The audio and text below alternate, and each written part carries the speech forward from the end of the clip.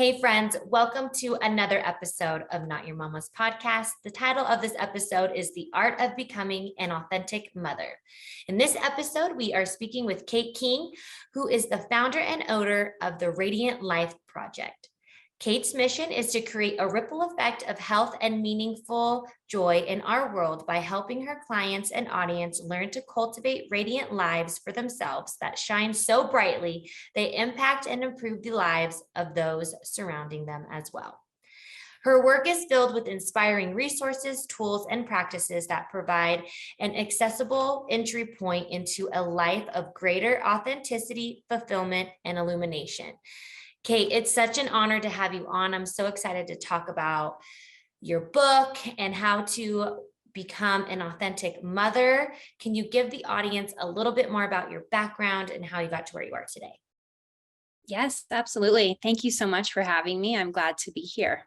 So I have a 15 plus year history as a clinical psychotherapist and a board certified art therapist in Colorado. So I've had a private practice for that time, and I've worked with a lot of people one-on-one in couples and in groups to kind of work through their mental health struggles, a lot of them being mothers and new parents. And when my son was born, he's 9 now, about 3 months into his life, I started to write the book, The Authentic Mother, because it was a book that I was looking for and I couldn't find, something that was supportive, but also creative and had the sort of validation and support I was looking for, rather than just shame and advice that didn't feel like it fit. So I started writing The Authentic Mother, and it became sort of another birth process where I brought something into creation that felt really meaningful and was a real labor of love for me.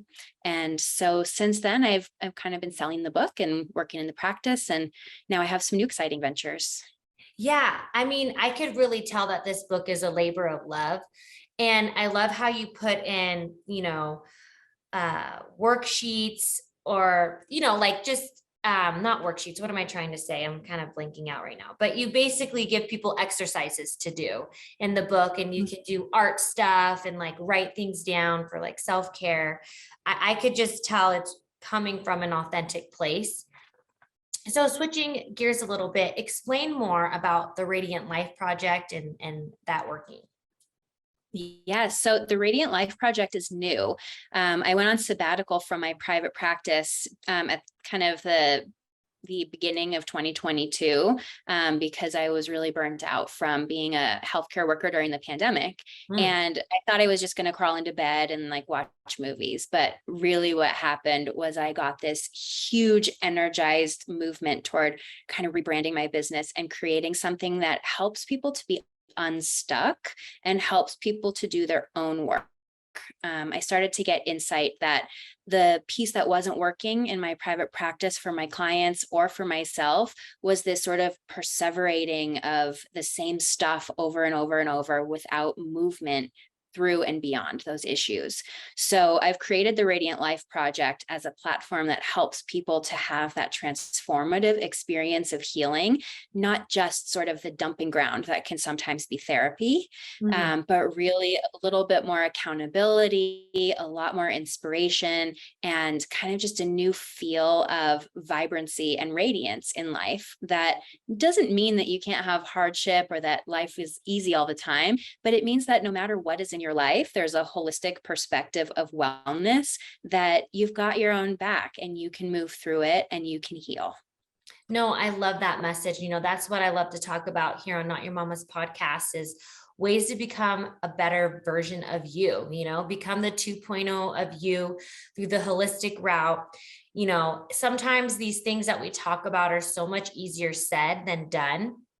And it's great to always feel like you have a community. I really love what the Radiant Life Project is about and the messaging of it. So don't forget, down below, you can connect with her and get more information about that. Now, getting back to the book, I kind of want to dive into some of like the chapters and things that you talk about. So what about like the science of becoming a mom? I dive into that a little bit. Yes. So this was actually my favorite part of the book to write because there's a definite neuroscience geek inside of me. So when I was becoming a new mom, I could feel that something was different in my brain, and like my world just felt different from a perception view. And so I started to do the research around it and the way that not just our hormones change, because I think we all know that our hormones are changing during pregnancy, childbirth, nursing, and postpartum after, but actually our neurotransmitters are shifting kind of hand in hand with our hormones. So I'll let you kind of read this in the book when you end up getting a copy, but there's just a really big download in the book about different types of neurohormones and neuromodulators that affect the way that you think about your baby, about yourself. There's also a chapter in here about the daddy brain and how the daddy brain changes too, but differently than the mommy brain. So the mommy brain, it's kind of like an ongoing change, and it doesn't stay stable. It goes in a cycle, whereas the daddy brain is a lot more linear, and it's just more specific to the moment that the dad is in. So this is why a lot of the times the dad can't quite feel the bond, or doesn't feel as volatile. And then something happens that shifts with the dad when he's holding his baby or when he's feeding his child, where he's like, oh, I feel different now too. Yeah. So those are kind of the changes that happen in the brain, but I think it's good to read that section just for a lot of the details, because I could talk about it for hours. Yeah, no, I want people to be enticed and inspired to want to like go pick up this book, because it does break down so many things. And, they say that a woman becomes a mom when they become pregnant, and a man becomes a father when they see their child. So we really are programmed and genetically made differently. I can't really speak of my words right now, but there is such a difference between the mommy brain and the daddy brain. So let's kind of dive into a little bit about self-care. I loved how you gave, a creative way to do self-care, through like art expressing. And then I like how you gave, kind of like your favorite self-care tools, and you like broke them down. Yes. Yeah. So as a board certified art therapist, it makes a lot of sense to me that we all have this tool of art, and not just like the traditional arts, but really any creativity. A lot of people box themselves in and they say like, I can't draw, so I'm not going to be creative. But cooking is creative, gardening is creative, designing a new business plan or a trip itinerary. There's so many ways to be creative. So this book has over 35 real life images from real moms who don't identify as artists. And these moms were given a list of the projects and the directives that I created for this book. And they sort of chose what felt aligned for them, and they created art in response. And what's really neat about it is these are not directives that are only for new parents. I do these pieces with myself, my friends, my clients, my husband, even my kids, really at any place in our lives. So like, for example, on page 112, I talk about the container project. So this is a project that helps you kind of contain your emotions and get yourself more grounded and centered. This is not something that you need only when you're a new mom. This is something you can use anytime. So a lot of the directives in here are like that, where it's just, there are things that you can resource and call upon for support in other areas of your life too, outside of motherhood. Yeah. I like the assembly, destroy, and reassemble, that art material project. I think that's a good one as well. And then, you have fork in the road, that art project. So I really love how like you give all these examples, and you do show the art for anyone that's on YouTube and can see. There's so many different pieces of artwork to show examples of things in the book. I think it's amazing. Hey, friends, I hope you are enjoying this week's episode of Not Your Mama's podcast. This podcast would not be possible if it wasn't for the support of you, my wonderful community. To support Your Mama's podcast, please click the support link right down below, and you can donate just as little as 99 cents. Also, follow me in the Shop Like to Know It app, where you can follow me with all my exclusive content, all the way from baby products I love, fashion and style, and everything in between. Now, let's get back to the episode. So what is the spiritual connection between mother and child? You want to kind of go in and talk about that a little bit? Yes, I love this part. So to me, becoming a mother was really a spiritual experience from the moment of conception. It was like the fact that we grow babies in our bodies and that we get to spend those precious months sort of sharing a body and sharing everything like that. It's so profoundly spiritual. So this connection, I mean, babies leave behind cells in their mother's body long after they're born. So your genome is changed by having a baby every time you have one. So there are connections between mothers and their children forever. No matter what happens in the future, no matter what goes on in the relationship, there is that connection. And so holding sort of a spiritual honoring and significance for the bond that starts at conception and does not end is of the utmost importance, because it helps us to feel more compassion for our children, more connection in our relationship. That's the piece that makes us be the mama bears that protect our babies no matter what, that have this innate kind of drive to love them, take care of them, even when we want to pull our hair out and they're driving us nuts. That connection is what sustains the relationship differently than any other relationship in your life. Yeah, I know. When I became a mom with my firstborn, it rocked my world. I really had to learn how to refunction. I felt like I couldn't do anything besides just taking care of him. And I mean, yeah, it really knocked me off my feet. And it took me a while to kind of feel normal again. I think I had a little bit of postpartum. I remember when I first had him, I couldn't leave the house without crying. I was afraid to leave the house with him. And it lasted a little bit. And when I went to the doctors with him for the first time, I think you go, 2 days after you give birth or a week or something. I remember sitting in the waiting room, and it was really chaotic in there because I think school was about to start. So I don't know, they had so many people having appointments that day. And I literally just broke down in tears. I don't know why, but it was very overwhelming for me. It really knocked me off my feet. And I feel like one of the reasons why I started this podcast is because I'm trying to find myself in this world of parenting and helping. I want to be the best person I can for them and for myself, because if I'm the best person for myself, then I'm only going to be better for them and for my husband and all the relationships around me. And so I think it's important to give people information and tools and have people on like you to kind of help women feel empowered and grounded within themselves, because I know how it feels to get knocked off your feet. The science of becoming a mom and the mommy brain and the daddy brain, it really does change. I mean, I am a totally different person than I was before I had my children.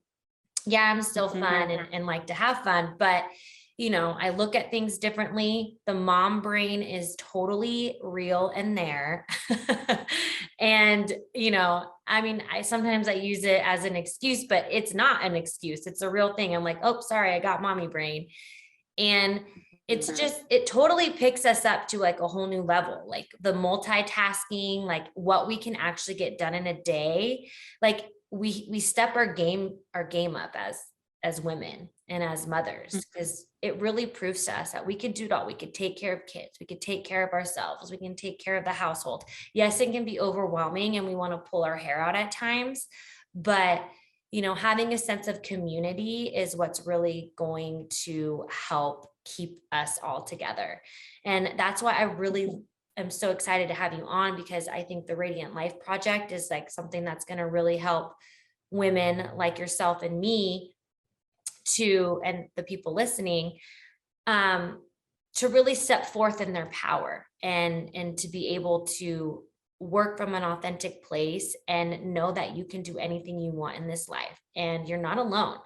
We all think we're alone sometimes in our thoughts and our feelings, but open discussion is what's going to really solidify that you are not alone. Yes.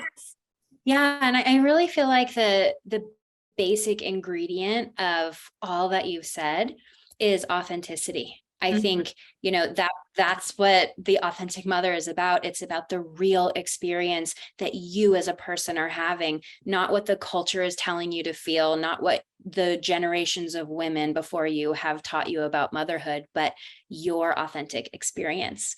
And in the Radiant Life Project, there are 3 pillars of a radiant life, and one of them is authentic integrity. And that is living your life with such integrity to what's real for you and what's true through your lens, that you stop subscribing to all the cultural messages and all the games. You just step out of the game and you live in your own life from a centered place, where then you can access that radiance, where if you want to juggle all the balls and do all the things as a super mom, you do that from a place where you're filled up and you're resourced. You're not depleted because you're bending over backwards to fit some standard that isn't really you. Yeah. And we also have to realize children, they're not all one and the same. So what one person's method worked for like their children is not going to work for your child. And, talking about like the culture pressures of like what you need to do and not do, you need to do what's best for your child and your family. And you need to just push aside, like, who cares what these people think? Like, I know what's best because I'm their mother. Like, I created them. They have a part of me and I have a part of them. Like, we have like a spiritual bond that no one else has, because I didn't create that person and that person didn't create my child. So we need, and I had a lot of that too. Like, I went to like a new mom school, which was very helpful. And I got to meet a lot of women who just had babies, and I did get a lot of great information, but I didn't follow exactly what they told me to do, because that's not what was making my child and myself happy. I had to do what made me happy. And if I were to tell someone this is what I was doing and they had like a shock and awe, I had to make sure that I was confident, like, well, I don't really care what you think. I know what's best for me. And I think a lot of mothers have that problem because they want to, be acceptable, be that outstanding mom, or like, I'm doing the sleep training, or I'm doing this or that, whatever it is. I don't even know the mumbo jumbo. I usually just go with the flow, and what I'm gonna go with the flow mom, we have like some Yeah. structure, but what's the mood that day? Yeah. So I think something that a lot of moms struggle with is, like you were saying, I'm going to do what works for me. I think a lot of moms are like, I don't know what works for me. I'm a mom. I just became a mom yesterday. I don't know. yeah, So I think it's really important for new moms, new dads, just people in new phases of life, try new things, exactly. right? Like, don't be stuck in the box of who you used to be or who other people want you to be. Just be you. And if something feels good and you notice that you're like, oh, that feels good, I want more of that, that's resonance. Do that. Yeah. And if something feels like, oh, I don't want to do that, or I have to, I should, I feel like I need to, that's your body saying no. So you can really build your own system of what's a yes and what's a no just by listening. Every Mhm. time I get a feeling where I'm like, oh, it's like, okay, Kate, you don't want to do that. That's a no for you. Yeah, totally. And we need to learn to trust ourselves more. And mom intuition is real. Like, don't Yes, ignore it. It gets heightened after you have your children. I'm 100%. So, I agree. Kate, I have 4 questions that I ask all my first time guests. And my first question to you is, who and what inspires you? I'm inspired by my clients, honestly, from my private practice. I think that the people who show up to do the work and to ask for help are so brave, so courageous and resilient. And I get so much inspiration from people who can admit that they're ready for work and show up for it. Mhm. I love that answer. And also seeing people's progress is probably so inspiring and heartwarming. Mhm. I always love that. People that help people. I think that's such a rewarding job. So Yeah, my it definitely can. yeah. So my second question is, what is something you wished you knew when you were younger? I wish I wish that I knew that the moment that I was in wasn't going to last forever. I know that kind of sounds funny, but it's like it took me a long time to learn that everything changes and just hang on and it will shift. And for a long time, I remember being when it was a tough day or when it was a difficult time, feeling like, oh no, this is forever now. Nothing is forever. Yeah. Seasons. You only have seasons. Mhm. Right. So my third question is, what's the essential part of your daily routine? It's really important for me to be outside at some point in the day. Mhm. Yeah, I get a lot of grounding from nature. So even just a walk, I've actually been waking up at like 5 in the morning to go outside for a walk before it gets hot this summer. Yeah. And it feels crazy to me to be up that early, but man, I really love that walking time and that time with nature. Yeah, it probably really like centers you. We are basically creatures of nature, and we kind of forget that being outside and putting our feet in the soil or just smelling the flowers and the trees can have such a huge impact because, you know, in the beginning of our time, we were like cave people, basically camping and living out in nature. Now we're like in our homes, like with the technology, and you can kind of see like the mental changes that have happened throughout time with people. So Mhm. nature, I think, is such an important thing for anybody and any human. Um, I agree. so the fourth question I have for you is the best advice you've ever received. So the best advice I ever received was from a retreat leader when I was at a women's retreat in West Virginia. Mm, And she told me that anytime you feel a charge in your body of like a deep emotion, or you feel resistant, you feel like you want to fight about something, it's about you. It's not about them. So in that moment, the healthiest thing you can do for yourself is ask yourself, why am I feeling this way? Not react, not respond, not take it out on someone else. There's really no need for blame if we take accountability. So that was the best advice I ever received, and it really changed my life. yeah, no, I think that's really great. I need to start being like that. Um, so do you have any last words before we say goodbye today? Just stay tuned with the Radiant Life Project. I'll be having some programs coming up on my website, some workshops, and some really exciting retreats. You can sign up for a free newsletter on my website where you can be notified about that. And you can follow me on Instagram at the Radiant Life Project and just kind of stay up to speed with stuff, because I am in a really generative place where I'm creating like at the rate of a comet, and it feels great. And I can't wait to share it all. All right, Kate. Well, thank you so much for coming on. It was such an honor to have you on the podcast. And thank you everyone for listening. And I hope to see you all in the next one. Bye. Thank you for listening to this week's episode of Not Your Mama's Podcast. If you're enjoying the show, please feel free to rate, subscribe, and leave a review wherever you listen to your podcasts. We really appreciate it, and we'll see you in the next one.